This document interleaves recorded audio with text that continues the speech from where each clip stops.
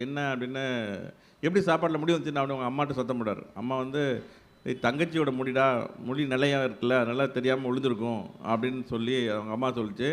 "என்ன முடி? சாப்பாட்டில முடி விழுது. என்ன இது பழக்கம்? அவள முடியெல்லாம் தலையெல்லாம் வெட்டிக்க சொல்லு." அப்படின்னு சொல்லி, "முடியெல்லாம் வெட்டிக்க சொல்லு, மொட்டை போட சொல்லு." அப்படின்னு சொல்லி பயங்கர கோவமா திட்டிட்டாரு. சரி அவங்க அம்மா வந்து சரின்னு விட்டுட்டு, இப்படி இருக்காரே, இவன் எப்போ திருந்துவானோ அப்படின்னு நினச்சாங்க.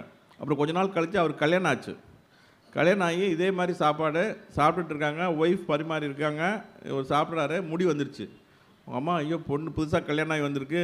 முடி விழுந்துருச்சு. இவர் பயங்கரமா திட்டிடுவாரே. அப்போ இந்த பொண்ணு தங்கச்சிய திட்டினாலும் பரவாயில்ல. கல்யாணம் ஆகி வந்திருக்கு. பெரிய பிரச்சனை ஆயிருமே. சம்மந்தி வீட்லலாம் பிரச்சனை வந்துருமேன்னு சொல்லிட்டு என்ன பண்ணுவாரோ அப்படின்னு சொல்லி பார்த்தா, அவர் வந்து, "அம்மா கொஞ்சம் பாருன்னா மருமகள சமாதானப்படுத்திட்டு இருக்காங்க. திட்டிட்டா கோவிச்சுக்காத." அப்படின்னு சொல்லிட்டு. பார்த்தா முடி வருது. எடுக்குறாரு.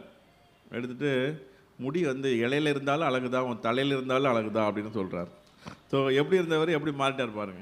அழகிய இதில் ஐயா வரும்போது சொன்னார், இலையில வந்து சாப்பிடும் பொழுது முடி விழுந்துறத பற்றி ஒரு இது கூட சொன்னார். பையங்களுக்கு கோவம் வரும்னு சொல்லிட்டு. அது வந்து எனக்கு ஒரு ஐயா சொல்லும்போது எனக்கு ஒரு ஜோக் ஞாபகம் வந்தது. ஒரு நகைச்சுவை உண்டு. ஒருத்தருக்கு வந்து சாப்பாட்டில முடி விழுந்தா யாருக்குமே பிடிக்காது இல்லையா? ஒருத்தர் பையன் அப்படி தான் ரொம்ப சாப்பிட்டுட்டு இருப்பார். எப்போதுமே அவருக்கு ரொம்ப கோவம் வரும். அப்போ அதனால் சாப்பிட்டுட்டு இருக்கும்போது முடி வந்துருச்சு. அதனால் ரொம்ப கோவப்பட்டார். என்ன அப்படின்னு, எப்படி சாப்பாட்டில முடி வந்துச்சுன்னு அப்படின்னு அவங்க அம்மாட்ட சத்தம் போட்டார். அம்மா வந்து, "ஏய் தங்கச்சியோட முடிடா, முடி நிலையா இருக்குல்ல, அதனால தெரியாம விழுந்திருக்கும்." அப்படின்னு சொல்லி அவங்க அம்மா சொல்லுச்சு.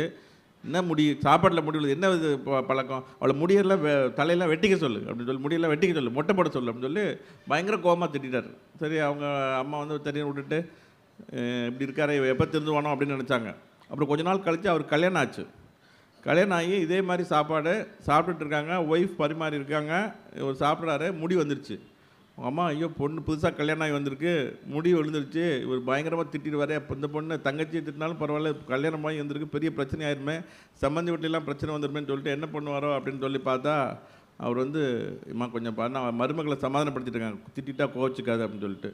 பார்த்தா முடி வருது. எடுக்குறாரு. எடுத்துட்டு, "முடி வந்து இலையில இருந்தாலும் அழகு தான். உன் தலையில இருந்தாலும் அழகு தான்." அப்படின்னு சொல்றாரு. ஸோ எப்படி இருந்தவர் எப்படி மாறிட்டார் பாருங்க.